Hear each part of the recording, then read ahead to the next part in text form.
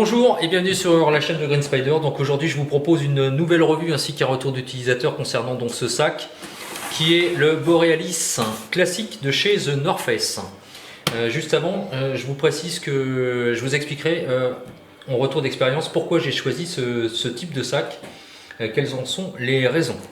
Donc dans un premier temps on va faire un tour ensemble et puis on reviendra après bien entendu sur le retour d'utilisateur. Sur le devant du sac, sur le dessus, on a un élastique qui permet de mettre une veste en dessous ou éventuellement un autre type de vêtement de façon à éviter de condamner l'intérieur du sac.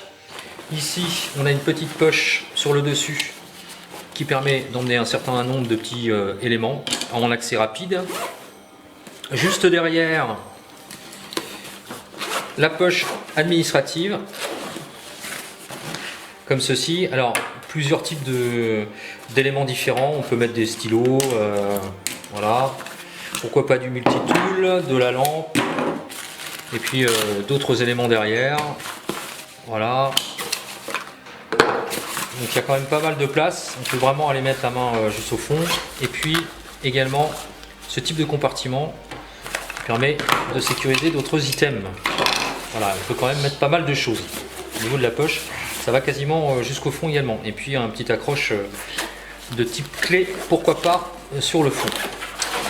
Et puis dans le fond, la poche, on peut également mettre encore d'autres éléments dans le fond. Voilà au niveau de la poche, on va dire principale. J'ai oublié de montrer qu'il y avait des câbles ici. Voilà, c'est pas très grave. Donc voilà pour ça. Le compartiment principal, ici, qui est quand même assez généreux. Alors, on peut y mettre quand même pas mal de choses, mais on y reviendra dans le retour d'utilisateur. Là, par exemple, un pochon avec pour mettre un appareil photo ici à l'intérieur, mais on y reviendra un petit peu par la suite. Et puis dans le fond, pas mal de choses également. Donc là, on est vraiment sur l'EDC, on va dire exhaustif. C'est vraiment le gros EDC.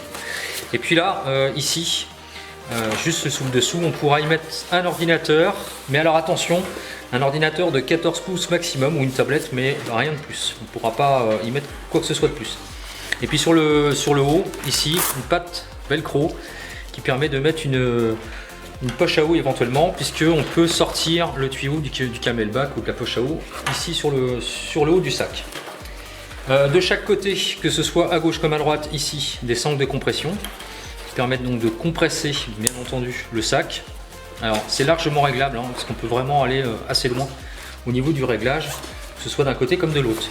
Et puis également donc des poches à filet qui permettent de mettre des bouteilles. Alors attention, toutefois il n'y a pas de système de cintrage hormis l'élastique qui est ici, donc il n'y a pas de cord lock, il n'y a pas de choses comme ça. Donc tout ce qui est bouteille de ce type là, ça passe sans trop de problème, même si ça dépasse un petit peu sur le dessus, mais enfin on pourra éventuellement sécuriser si la bouteille est un peu plus grande avec le système de cintrage. Par contre les bouteilles d'algène et des choses comme ça, c'est très limite, mais on en reparlera dans le retour d'utilisateur. Par contre d'autres bouteilles peuvent rentrer, c'est le même principe, et on peut éventuellement voilà, sécuriser sur le dessus comme ceci.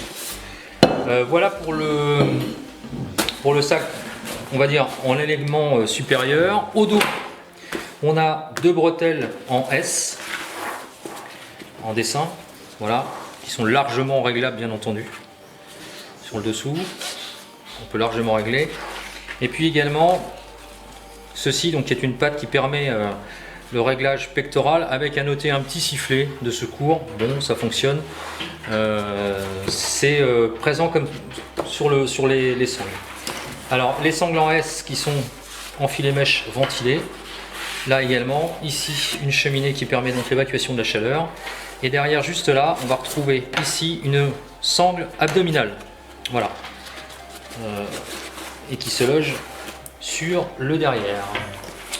Et pour finir, une petite poignée pour le transport, ni plus ni moins.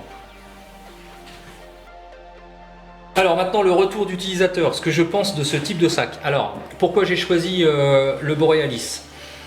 Pour deux raisons. La première, c'est que j'avais eu l'occasion d'aller donc en magasin dans une grande surface de sport, pour ne pas la citer Intersport, et j'avais eu l'occasion donc de voir le sac. Et comme j'étais à la recherche d'un sac de type typé plus urbain, moins tactique, puisque tout ce qui est tactique, militaire, etc. c'est très fonctionnel. Le seul problème, c'est que c'est pourvu de passe en molle, donc c'est pas véritablement discret. C'est très visible. Du coup, en milieu urbain, je souhaitais avoir un sac, on va dire, plus low profile. Donc mon choix s'était porté sur celui-ci parce que je trouvais qu'il y avait des fonctionnalités qui étaient assez intéressantes tout en étant dans un volume quand même relativement réduit et en plus avec une certaine adaptabilité en fonction de la journée. Du coup, le Borealis est quand même pas mal fait. Au niveau toile, etc., on est loin d'être sur du Cordura ou du nylon 1000 deniers, mais enfin ça reste quand même quelque chose de très solide. Regardez la toile du fond du sac qui est quand même assez épaisse. Du coup, voilà sur quoi je m'étais donc lancé. Alors, si je vous en parle pour la deuxième raison aujourd'hui, c'est tout simplement parce que lorsque je l'ai acheté, ce sac, il était à 90 €. Au jour d'aujourd'hui, au moment où je vous parle, je vais vous laisser le lien en dessous en commentaire vidéo comme à l'accoutumée. Il est proposé sur Amazon à un prix préférentiel de 63 € et quelques, 63,95 € de souvenir. Je ne sais pas du tout combien de temps va durer la promotion. Mais du coup, je me suis dit que ça pouvait peut-être en intéresser un certain nombre d'entre vous. Voilà, donc alors rassurez-vous, j'ai aucun lien à partie commercial, que ce soit avec Amazon ou à plus forte raison avec le vendeur, mais c'est juste voilà, à titre informatif. Voilà la deuxième raison. Alors, les aspects positifs et les aspects négatifs. Tout ce qui est positif, c'est au niveau de la bouclerie et tout ce qui s'ensuit, il n'y a aucun problème, ça marche très bien. L'aspect positif également, ce sont les bretelles.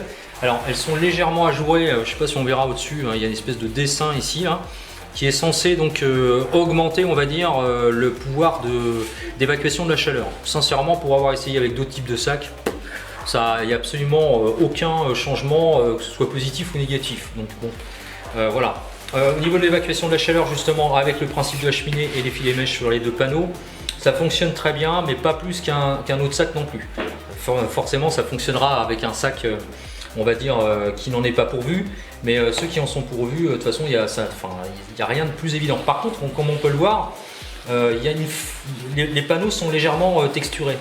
Ça, c'est plutôt pas mal parce qu'au niveau confort, en fonction de la charge, plutôt que d'avoir les panneaux qui vont se transformer en bourrelets assez arrondis et pas forcément agréables, là, ça va toujours rester plat. Donc ça, c'est un aspect positif. Au niveau du système de réglage, pareil, c'est positif.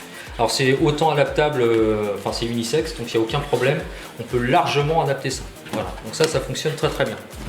L'aspect positif, c'est l'aspect administratif également, de la poche administrative. Je trouve qu'elle est bien foutue, ni trop grande ni pas assez, avec une fermeture ici pour sécuriser les petits items qu'il y a à l'intérieur éventuellement.